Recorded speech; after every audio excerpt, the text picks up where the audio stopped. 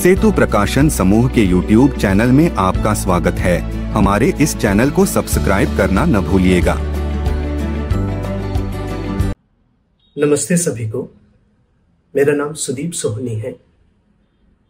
मैं भोपाल में रहता हूँ और ये मेरा पहला कविता संग्रह है, मंथर होती प्रार्थना। इसमें से मैं कुछ कविताएं आप सबको सुनाता हूं।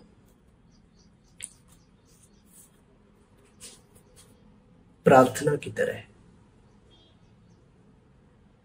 मैं प्रार्थना की तरह बुदबुदाना चाहता हूं प्रेम को। मैं प्रार्थना की तरह बुदबुदाना चाहता हूं प्रेम को, पर चाहता हूं सुने कोई नहीं इसे मेरे अलावा। मैं प्रार्थना की तरह बुदबुदाना चाहता हूं प्रेम को, पर चाहता हूं सुने कोई नहीं इसे मेरे अलावा। तकना चाहता हूं आसमान को बेहिसाब, और मौन रहकर देखना चाहता हूं करवट लेते समय को। शाम का रात होना चुप्पियों का आलाप है। मैं कविता के एकांत में रोना चाहता हूं और वहीं बहाना चाहता हूं अधूरी इच्छाओं के आंसू, और छूमंतर हो जाना चाहता हूं खुद से, कुलाचे मारते हिरण की तरह जंगल में अचानक। एक और कविता।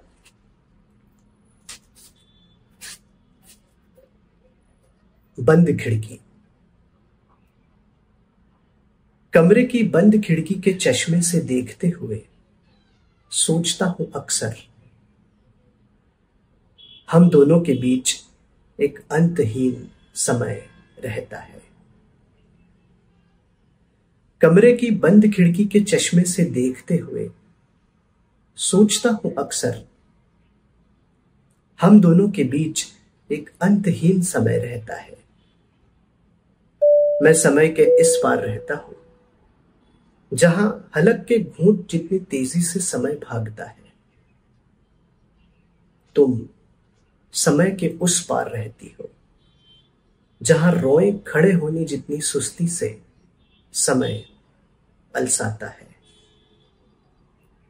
हम दोनों ही मिलते हैं तब जब प्रेम और समय का रसायन मिलकर करता है कुछ ऐसी क्रिया जहां पैदा होना अंतिम शर्त है। हम मिलते हैं और जन्म लेते हैं, बिछड़ते हैं और मर जाते हैं। इस तरह हर बार हम कई जन्मों और मृत्यु के फासलों पर होने लगते हैं। हमारे बीच दूरियों का समीकरण तय करता है यही समय। इस तरह एक समय और एक साथ, अलग अलग और अकेले अकेले, हमारे बीच समय की कई पीढ़ियां हैं। प्रेम हमारा देखो तो कितना कठिन है।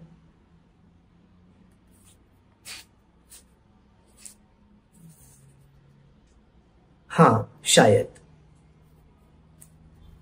जंगलों में कोई सियार ऊंघ रहा होगा, पर्वतों पर नई घास उगाई होगी, टेम्स, नील और डेन्यूब के तट पर प्रवासियों की आमद भी होने लगी होगी। एंडीज भी तप रहा होगा। महाद्वीपों और महासागरों से लेकर सभ्यताओं और इतिहास में भी कुछ न कुछ बदल रहा होगा। मेरे जिए गए शहरों के छोड़े हुए कमरे भी नई यादों से भर गए होंगे। यहां तक कि मेरे मोहल्ले में काम करने वाले का बेटा भी बाप बन गया होगा। मुमकिन है मेरे स्कूल में पढ़ने वाली कुछ लड़कियां अपने बच्चों को मेरे नाम से ही कहानियां सुना रही होंगी। सड़क से लेकर अंतरिक्ष तक ताज, अजंता और प्लूटो भी इतरा ही रहे होंगे अपने भाग्य पर। मैं इन सब के बीच इतनी तेजी से बदलते इतिहास और समय के अंतरालों में याद कर रहा हूं बीते सुख को, इस उम्मीद के साथ कि धरती के किसी कोने में जहां संवाद के सारे दरवाजे बंद हैं, वो सुन तो रही होगी मेरी बेचैन सांसें। हाँ, शायद।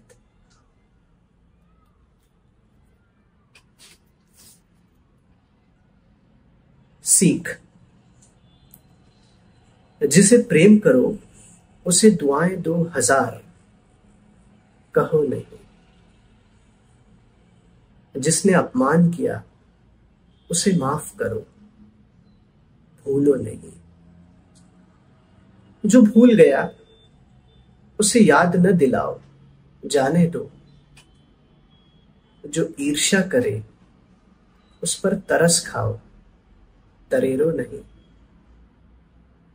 जो बीत गया उसे विदा दो नम आंखों से और मुस्कुराओ। जो पास आना चाहे उसे लगाओ गले जी भर और लौट जाने का हौसला दो। दुख को खुद से कहो इतना कि आंसू पोंछते वक्त कोई देखे नहीं।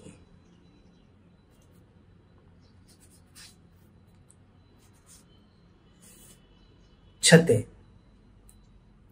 मैं जब भी कामों से बच बचाकर निकलता हुआ आता हूं अपने शहर, तो शामों को छत पर चला जाता हूं और देखता हूं आसपास की छतों को।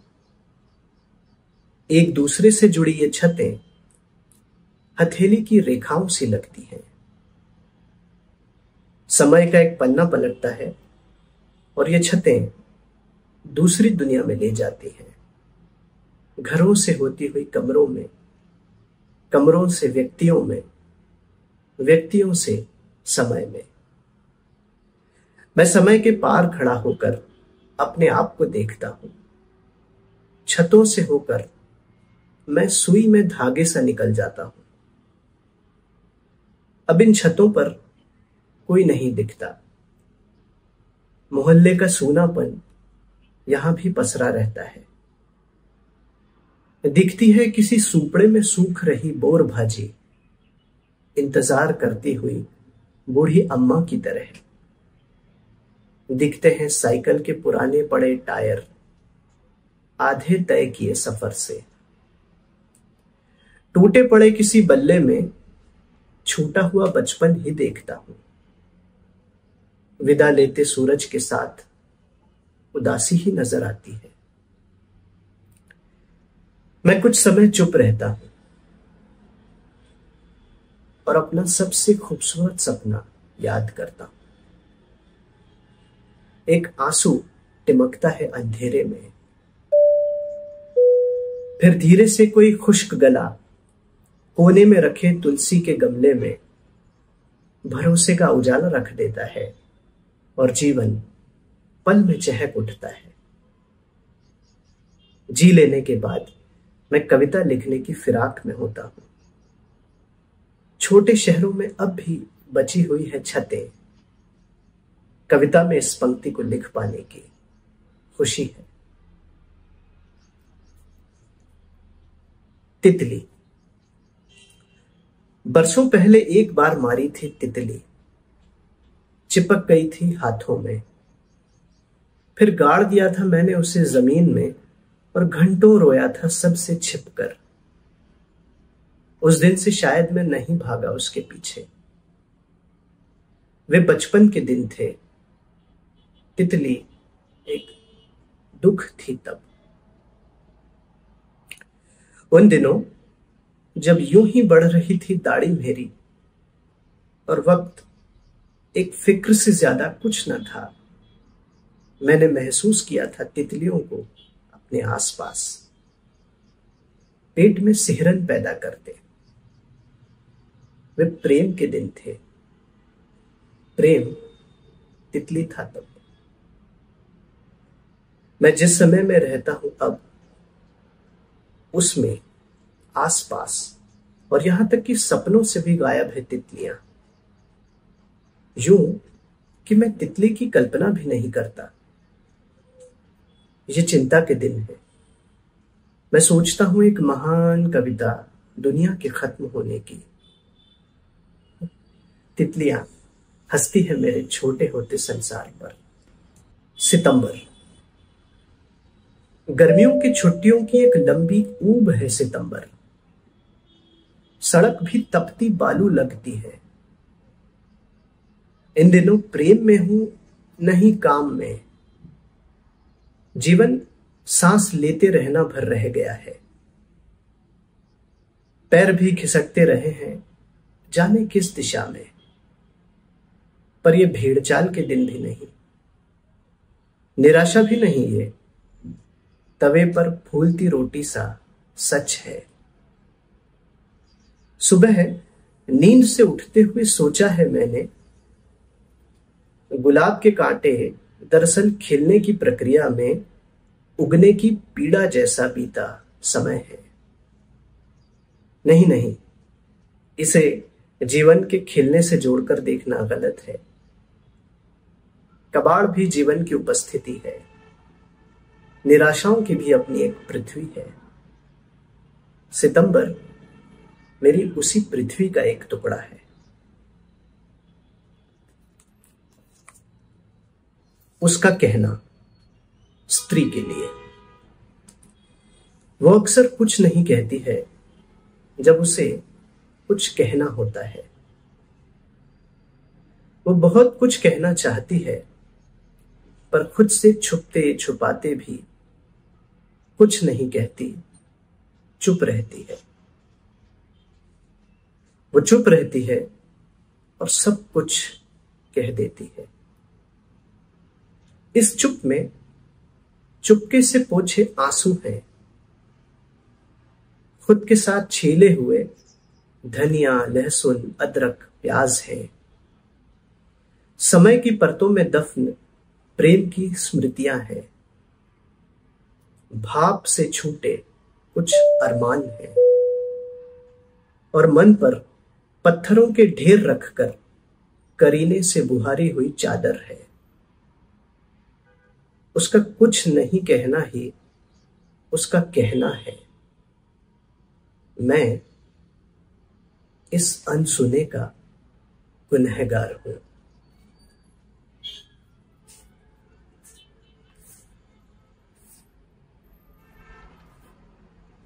छोटी छोटी कुछ कविताएं हैं। कितना कुछ है जो कभी नहीं बदलता, जैसे नर्म धूप, गुनगुनी याद, प्रेम का पहला आंसू और साथ की अदम्य इच्छा। नफरत। नफरत केवल एक शब्द नहीं, एक और शब्द है ये बताने के लिए कि तुम्हें प्रेम करता हूं इस तरह से भी।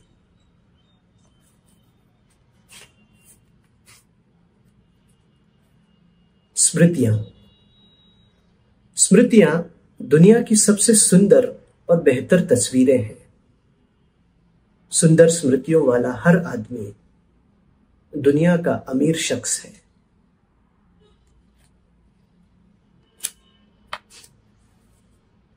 हस्ताक्षर। जिन खतों पर हमारे हस्ताक्षर हैं उनमें हम नहीं, समय रहता है।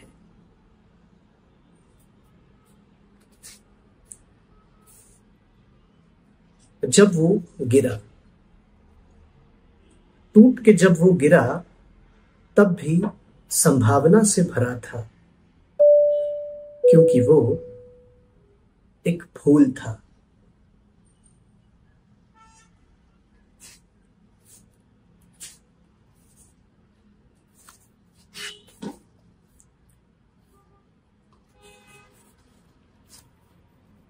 चुप्पी।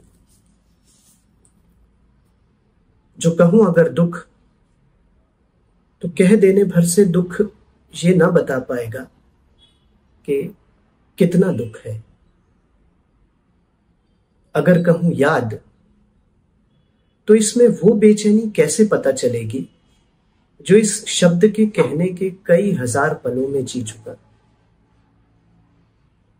अगर तो कहूं प्रेम, तब भी वो कैसे कह पाऊंगा जो केवल मैं महसूस कर पा रहा और कोई नहीं। जो कह दूं छल, तो इतना भर कह देने से मन के छाले कैसे दिख सकेंगे। कितना ही कहूं, कह दूं, मैं खुद ही केवल महसूस कर सकूंगा। आते जाते गुजरते कोई केवल पुचकार सकेगा, बंधा देगा ढांढस, कोई जान भी ना पाएगा। शब्द संकेत भर ही सामर्थ्य रख सकता, उससे ज्यादा कुछ नहीं।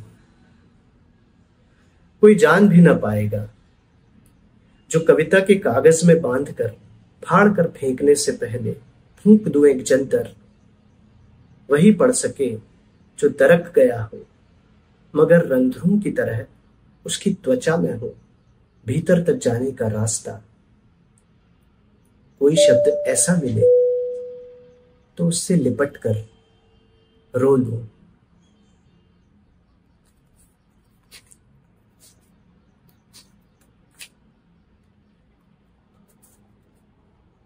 संतूर पर 2 कविताएं। संतूर बज रहा है, संतूर बज रहा है और अपनी ही गोद में थक कर सो रहा है समय। घुल रहा हवा में एक एक सुर, जैसे बूंद बूंद रिस रहा पानी जड़ में किसी पेड़ की। जैसे उड़ न रहा, बह रहा हो हवा में पक्षी एक, समेटते हुए अपने पंख। संतूर बज रहा है और धमनियों में बहुत दिनों बाद बह रही है सांसें। अरसे बाद जागा है प्रेम और लिखे हैं खुद को ही खत, जिनमें हवाला है पहाड़ों की एक सर्द रात का, जब बर्फ उतर रही थी उंगलियों में और पैदा कर रही थी एक सूरज भाप का। संतूर बज रहा है और झील में उतर आया है चांद किसी नाव सा, जो तैरता रहेगा अकेले और उतारेगा किसी किनारे जहां से अकेले ही वापस लौटना होगा। कुछ ख्याल और दृश्य संतूर सुनते हुए। कई समयों की उबासी के बाद एक बूढ़ा दिन शाम की गोद में सर रख कर लेटा है। डुबुक के साथ डूबता है गहरे में जिस्म और चीड़ के पेड़ से लिपट कर एक नदी अपने ही पानी में नहाने लगती है। मेरे शहर की झील हवाओं के रास्ते ले आती है बर्फ के गुच्छों की सुगंध और झूमने लगता है सारा आकाश। कोई हिरण जैसे भागता कूदता छलांग लगाता मदहोश कर रहा, जैसे वादियों में हरा हो उठा है शोर पानी का और सरकने लगा है चुपचाप नसों में। लाल सेबों से लदी डालियां झूलती हैं दूर के बागानों में कि किसी ने हल्के भींचा हो। सुर्ख और सफेद के मिले जुले में बाहों में भरता है मीत कोई प्रेमिका को और कानों के पास हौले सरकाता है सांस। उड़ती है भाप और फैल जाती है चुनरी के समान झील की सतह पर। सुनाई देता है संतूर ऐसे ही।